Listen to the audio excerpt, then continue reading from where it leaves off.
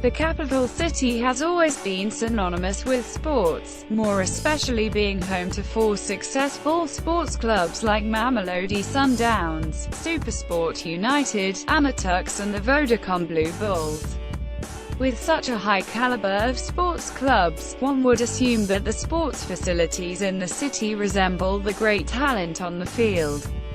With that being said, we list some of the stadiums in Pretoria that have either been a thorn in the flesh or a pleasurable bliss among supporters over the past year.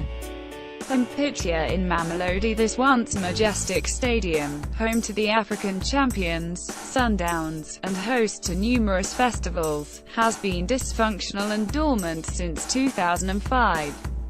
Previously, the stadium was identified by the Gauteng Department of Sports, Arts, Recreation and Culture as one of the 4 stadiums in Gauteng to be upgraded as part of the Legacy program ahead of the World Cup in 2010.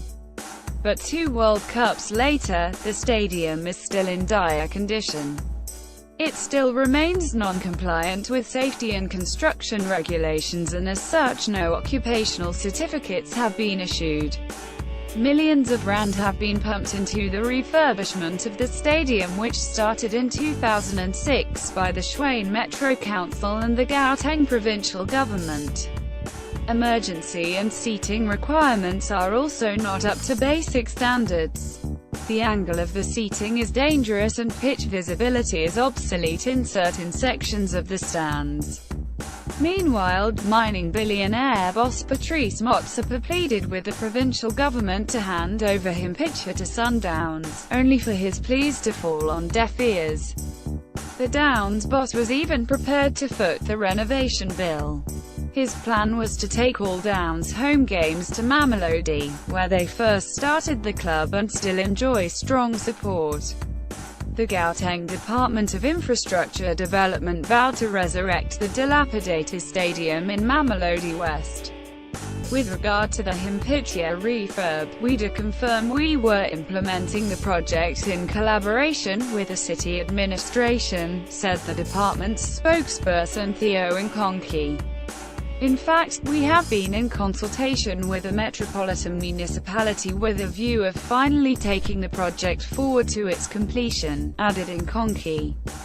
The Pretoria News has learnt that the city has allocated a budget for the 201,718 financial year.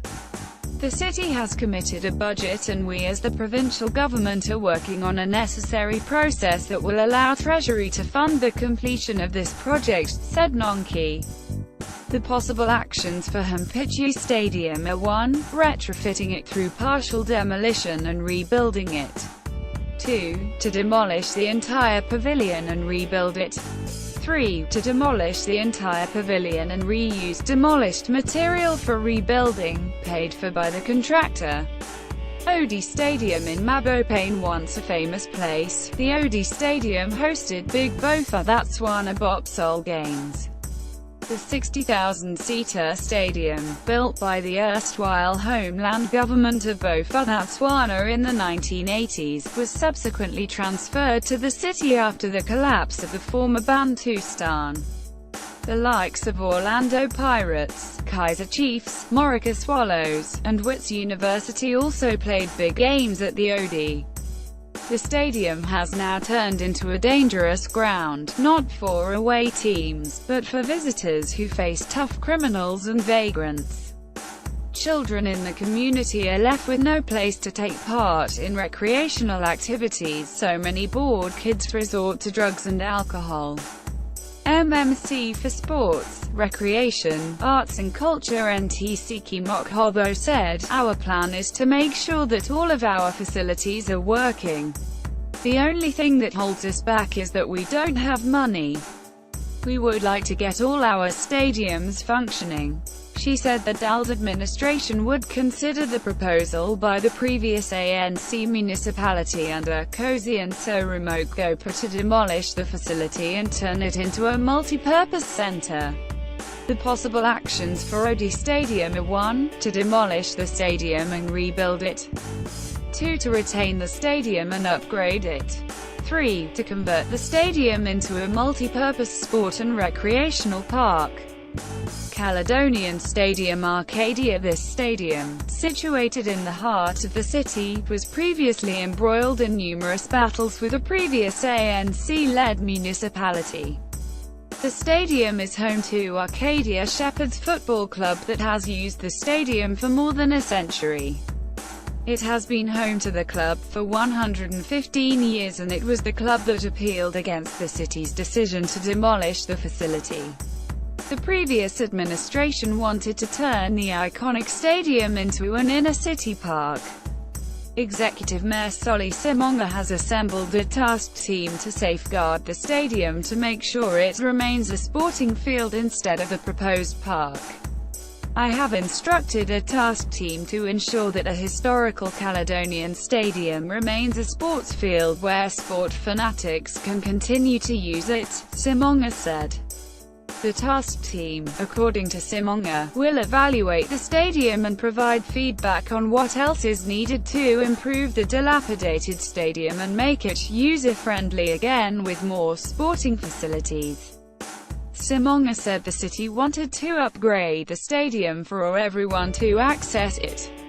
The upgrading will include other facilities like track and field and a sand pit.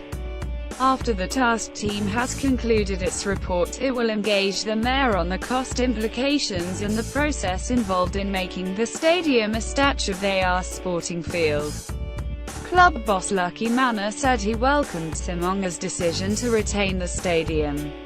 "Our prayers have finally been answered. Simonga has the interests of the people at heart. He knows what a gem the stadium is to the city," Manor said.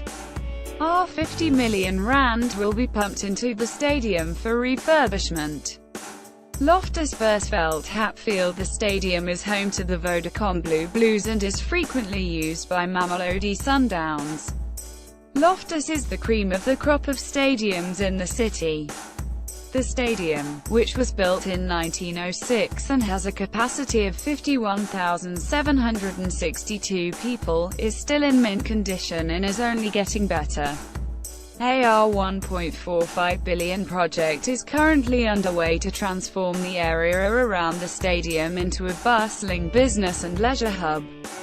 The style of the architecture, purposefully exposing the raw metal and brick of the structure, is so fitting for the sport of rugby. The stadium was also featured in the Clint Eastwood film Invictus, which starred Matt Damon as Francois Pienaar and Morgan Freeman as Nelson Mandela. The match featured was between England and South Africa that took place on June 4, 1994. In 2010, Loftus hosted 6 soccer matches for the FIFA World Cup. Spain, who eventually emerged as World Cup winners, was among the teams who played here. Other notable international teams that played there are Manchester United and Manchester City. Also on the premises and well worth a visit are the Blue Balls Shop and Trademarks Restaurant and Bar.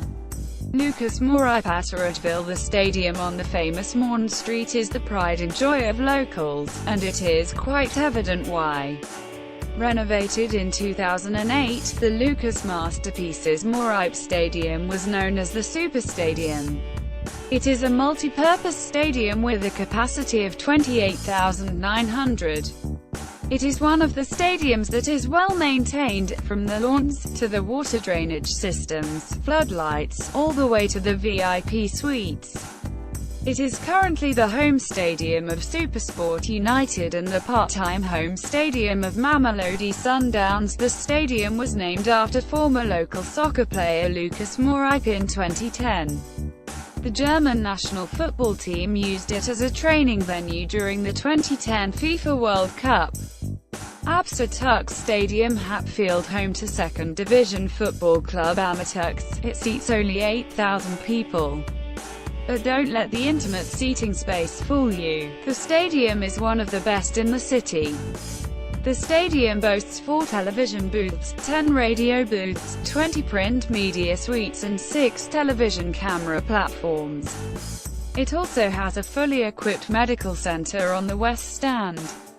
To top it all off, the stadium is surrounded by the top-of-the-range high-performance center, which offers a sports school, a sports science center, full hospitality services, as well as world-class coaching and training facilities in a one-stop venue. But, with all the exceptionally good and the excruciatingly bad stadiums, citizens of the city still love sport and hope that the good will continue to flourish and the bad will finally receive some love.